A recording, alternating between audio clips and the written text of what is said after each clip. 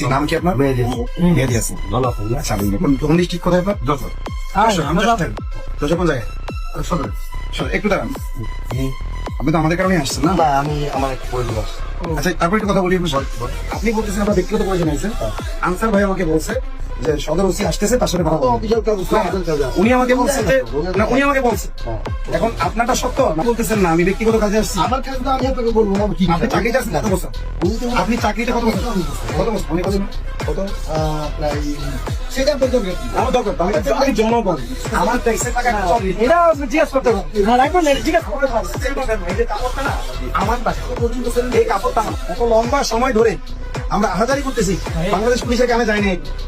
তার মানে কি মুসলিমদের কোনো আইনগত অধিকার রাইট নাই? আমি যে এই যে টাকাদের সাথে বুক মিলাইলাম, আমার বুকটা আমার নাপাক হয়ে গেছে, আমার আবার তবা করতে হবে। আর কিভাবে অভিনয় করবো দেখছেন?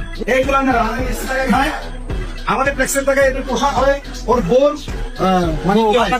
ওর বউ বাচ্চা যা আছে সব আমাদের টাকায় খায়, আর আমাদের সাথে মিথ্যা বললো।